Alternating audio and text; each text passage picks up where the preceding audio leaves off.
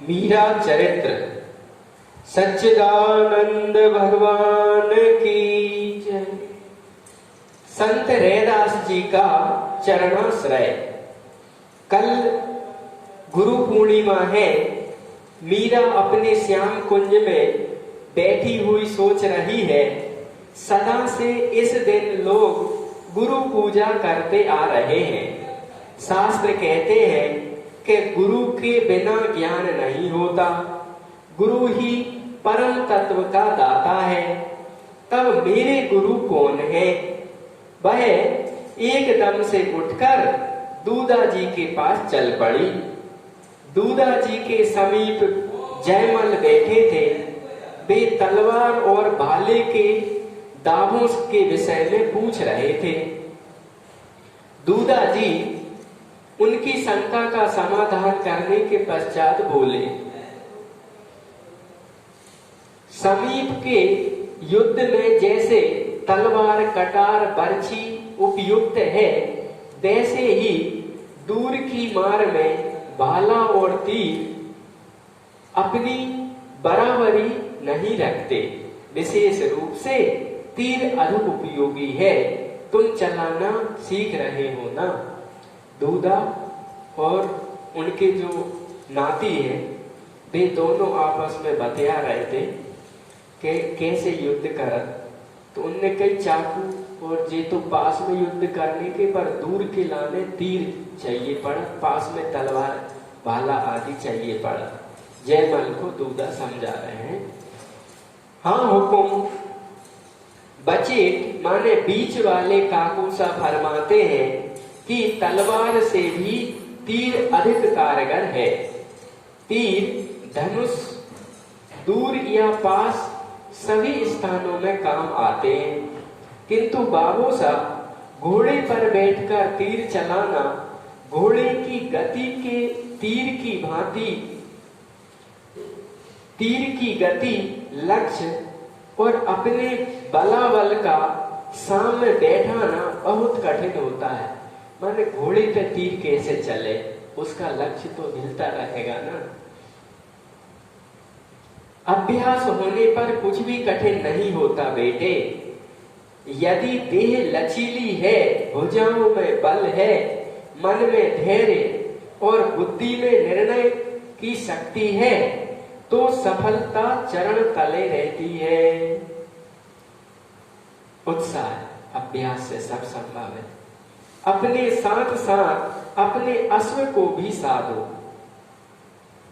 माने घोड़ा भी अभ्यास से सुधारा जा सकता है और हाथ का लक्ष्य भी। योद्धा का आधा बल उसका अश्व है, यह मत भूलो। माने अश्व, घोड़ा आधा बल होता है। पृथ्वीराज चौहान का घोड़ा कितना दिव्य था, तभी वो घोड़ा को चोट लगने के बाद भी घोड़ा रुका नहीं, पार कर गए। हाँ, लक्ष्मी बाई, हाँ, इनके घोड़ा सीखे पड़े महान थे, किला कूद गए ऐसे घोड़ा है। इसलिए गरीब राजपूत स्वयं भुने चने खाकर अपने घोड़े को घी से बनी राबित खिलाते। घोड़ों घी खिलाते राजपूत। राजपूतों की स्त्रियां अपने पति के अश्व की पूजा करती है। वाह! क्योंकि वही रण में विजय का माध्यम है और घायल होने पर वही प्राणों पर खेलकर स्वामी को घर ले आता है। वाह! इसी कारण नवरात्रि में शक्ति, करवाल और केकड़ा, घोड़े दोनों की पूजा होती है। वो शक्ति जो चलाते हैं शस्त्र होता है और घोड़ा की नवरात्रि में पूजा होती है। अतः ध्यान रखो कि तुम्हारा अश्व योग्यता और बल में तनिक भी कम ना हो। किंतु बाबूसा युद्ध में अश्व कम नहीं करते तो तब फिर जयमल ने पूछा, युद्ध में घोड़ा काम ना करे तो? बहुत से अश्वों को युद्ध के लिए एक साथ सधाया जाता है, तुम भी बड़े होकर 4-5 अश्व अपने लिए तैयार रखो। इससे बड़ी बात यह है बेटा कि आदमी को घोड़े की सवारी स्वयं आनी चाहिए। आदमी के प्यार, सेवा, एड़ और लगाव के संकेत से साधारण पशु भी विशेष हो जाता है और भूखा थका घायल होने पर भी स्वयं के प्राण निकलने तक वह अपनी बुद्धि के अनुसार घायल अथवा मूर्छित अवस्था में भी रक्षा करता है। ऐसा पढ़ाया जा सकता है घोड़े को। कोई भी जीव वो बंद रहा है पड़ा हो तो वो भी इशारों पे नाचता है। बाबू साहब मुझे सौगंध से सेंधव और गांधारी अश्व कब मिलेंगे? तो विशेष प्रजाति के घोड़ा मांग रहे। बेटा अभी तुम छोटे हो, जैसे तुम्हारे धनुष तलवार और भाले छोटे हैं वैसे ही अश्व भी छोटा है। बाबूजी हुकुम, पिता जैसा जब हो जाएगा, बड़ा हो जाएगा, तनिक रुको रुको भाई। मीरा इन दोनों की बात करते देखकर दूधा जी को प्रणाम करके जयमल के पीछे बैठ गई थी। अब उसे टोकते हुए वह बाबूसा के समीप आ गए। मीरा सुन रही थी पर इनकी बात नहीं देखी रुकत तो बोली तनक रुको भाई मुझे भी बता दे दो। अहो जीजा कब पधारी? धम्मा खड़ी जयमल ने उठकर हाथ जोड़कर बहन का अभिवादन मीरा का किया।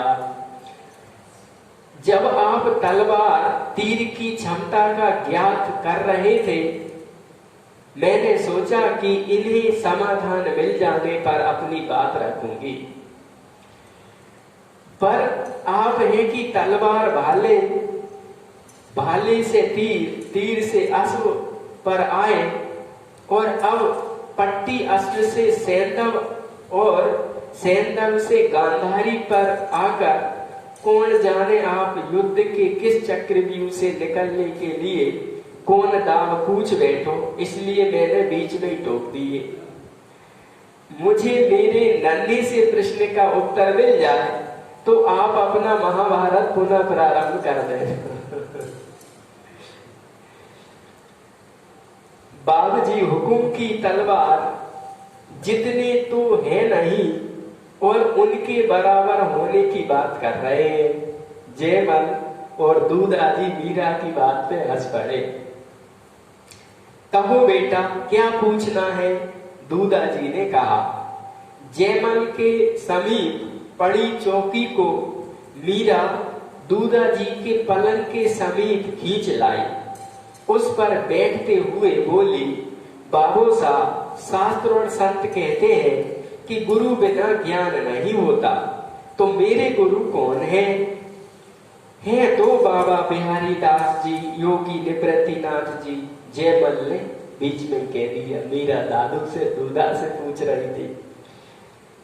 आप रुकिए भाई, मीरा ने हंस के कहा। मैं झूठ कह रहा हूं बाबू साहब। नहीं बेटा, पर वे मीरा के शिक्षा गुरु है, दीक्षा गुरु नहीं है। दूधा जी ने उत्तर दिया, सुनो बेटी, इस क्षेत्र में अधिकारी को वंचित नहीं रखा जाता।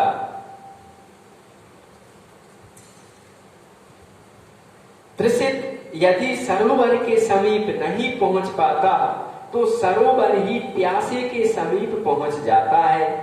तुम अपने गिरधर से प्रार्थना करो, वे उचित प्रबंध कर देंगे। लगन ऐसी चीज होते कि प्यासे के पास सरोवर पहुंच जाए। कितनी बढ़िया बात कह रहे दूधा।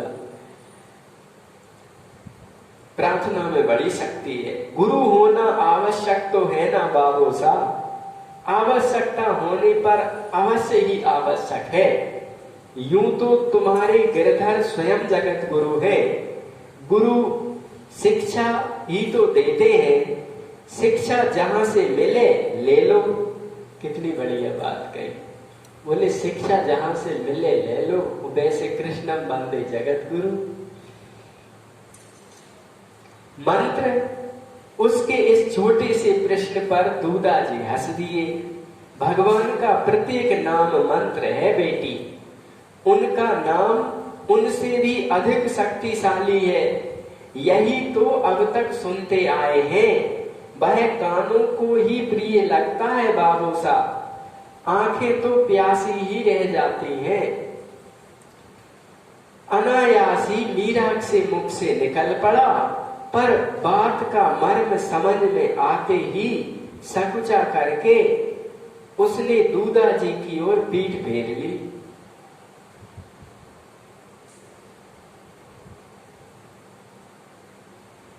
मंत्र की बात पूछी मीरा ने। इसमें इतनी शक्ति है बेटी कि आंखों की प्यास बुझाने वाले को भी खींच लाए। उसकी पीठ की ओर देखकर मुस्कुराकर दूधा जी बोले, मंत्र में शक्ति है कि वो उसको भी खींच के ला सकते हैं। जाऊं बाबू साहब? मीरा ने पीठ फेरे हुए ही पूछा। जाओ बेटी। जीजा ने यह क्या कहा बाबू साहब, और लाज काहे की आई उसको? वह तुम्हारे क्षेत्र की बात नहीं है बेटा। बात इतनी सी है कि भगवान के नाम में भगवान से अधिक शक्ति है, और उस शक्ति का लाभ नाम लेने वाले को मिलता है। मीरा ने श्याम कुंज में जाकर अपने गोपाल के सन्मुख एक तारा उठाया और गाने लगी। मीरा से जयमल ने दादू साहब से पूछा कि दीदी क्यों शर्मा रही थी? तो उन्होंने कहा कि बेटा, जब बात तुम्हारी समझ में नहीं आएगी, मंत्र की और देवता की बात हो रही थी।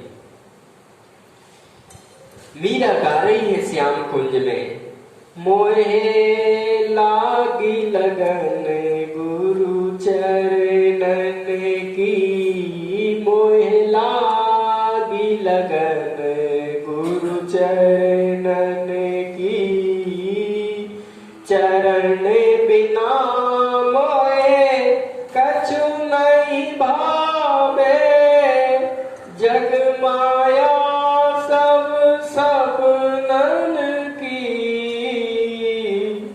भव सागर सब सुख गयो है, फिकर नहीं मोहे तरनन की, मोहे लागी लगन गुरु चरणन की, मोहे लागी लगन गुरु चरणन की। मीरा के प्रभु गिरधर नागर, मीरा के हरि गिरधर नागर, आस लगी गुरु शरणन की, मोहे आस लगी गुरु शरणन की, मोहे लागी लगन गुरु चरणों की, मोहे लागी लगन गुरु चरणों की। वाह, मीरा कितनी अच्छी बात कह रही कि चरण बिना मोह कछु नहीं भावे, जग माया सब सपनन की, भव सागर सब सूख गयो है, फिकर नहीं मोह तरनन की। कितने गहरे भाव है। भव सागर उसे कैसे डुबाएगा जिसको भगवान का आश्रय मिल गया। मारा सतगुरु बेगा आजो जी, मारा सुखरी सिर बहाजो जी, मारा सतगुरु बेगा आजो जी, मारे सुखरी सिर बहाजो जी, तुम बिछड़या दुख जाऊं जी, मन मन माही मुरझाऊं जी, तुम बिछड़या दुख पाऊं जी, मरे मन माही मुरझाऊं जी, मैं कोयल जी कुरकाऊं जी, कछु बाहर नहीं कह पाऊं जी, मारा सतगुरु बेगा आओ जी, मारे सुखरी सिर बहाजो जी। मने बाघण बिरह सतावे जी, कई कैया पार ना पावे जी।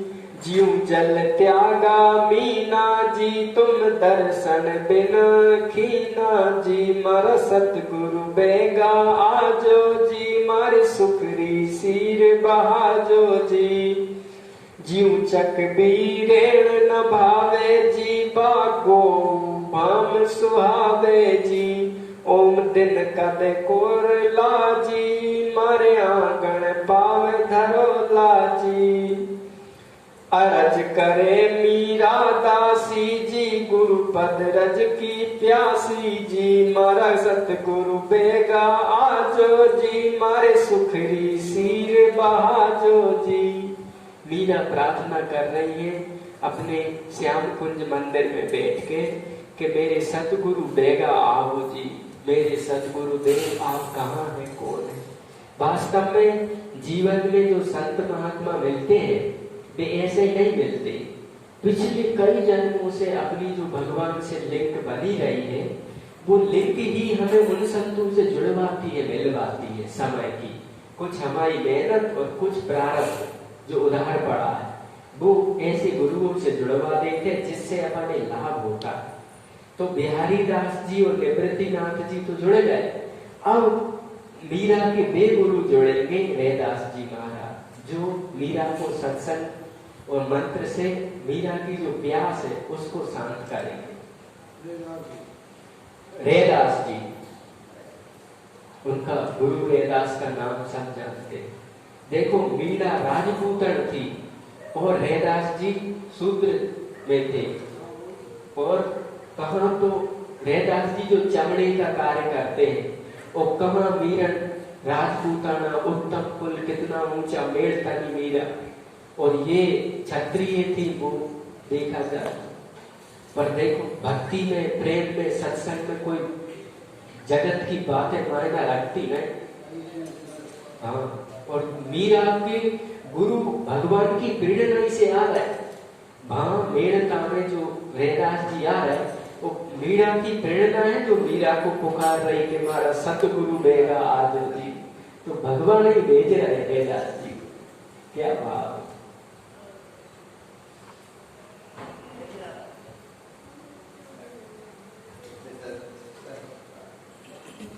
रात महाराज जी बंद कर दिया।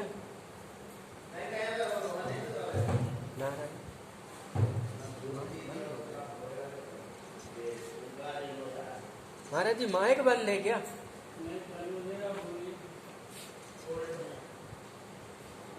रात को स्वप्न में मीरा ने देखा महाराज युधिष्ठिर की सभा में प्रश्न उठा कि प्रथम पूज्य सर्वश्रेष्ठ कौन है, जिसका प्रथम पूजन किया जाए। ऋषियों मुनियों की ओर से ध्वनि आई कि श्री कृष्ण श्री कृष्ण श्री कृष्ण पूजा के योग्य है। वृद्ध महारथी और ज्ञान वृद्ध परम भागवत भीष्म पितामह ने उठकर उनकी बात को दोहराया। युधिष्ठिर श्री कृष्ण ही प्रथम पूज्य है। क्षत्रिय सभा में मरमर ध्वनि उठी। उसी समय कनिष्ठ पांडव सहदेव उठे। हम श्री कृष्ण का प्रथम पूजन कर रहे हैं। जिन्हें यह ना रुचे ना सहे उसके सिर पर मेरा बाम पर। मीरा सपना देख रही है युधिष्ठिर की सभा में। राजसूय यज्ञ में बात उठी कि प्रथम पूजा किसकी हो, तो सब ने कही, युधिष्ठिर ने भी कही, भीष्म जी ने भी कही कि भगवान श्री कृष्ण जैसे नीति निपुण वीर योद्धा महान शासक दयालु नीति वाले कोई नहीं। तो सहदेव ने कही कि हम तो भगवान कृष्ण की पूजा करेंगे, जिसे एतवार हो गाँव पापाओं बाई पे डालेंगे। ऐसी बात मीरा रात में सपने में देखा। मीरा का हृदय गर्व से भर उठा। उसने नेत्र उठाकर ऊंचे सिंहासन पर विराजित उस दिव्य बापू की ओर देखा। ओ छवि सुषमा सी उत्ताल लहरें लेता हुआ सौंदर्य सागर, नन्हा सा तो मानव मन उसमें अपार रूप सागर समाए ही कैसे। जो थोड़ा बहुत समाता है उसे मीरा में बड़ी वाणी कैसे समर्थन कर सकती। मीरा ने उठ के देखा तो सिंहासन पे ठाकुर जी दिव्य बाबू, मेघवन के दिव्य बाबू भगवान ठाकुर जी प्रकट देखे मीरा को। ये अरुण नयन मृदुल चारु चरण अपने दोनों हाथों में भरकर देवी पांचाली के हाथों में थमी झाड़ी से ढलते जल और नेत्र जल से धर्मराज ने अच्छी तरह धोए। कृष्णा ने आंचल से भली प्रकार पोंछकर उन्हें धीरे से सुकोमल पाद पीठ पर रखा। वह प्रक्षालन जल अपनी देह पर छिड़क करके पान किया, फिर पूजा प्रारंभ की। गंग जनक हर हीरे धन सिंधुजा कर ललित पाद पद्मों की कुमकुम केसर अक्षत पुष्प भेंट से अर्चना की।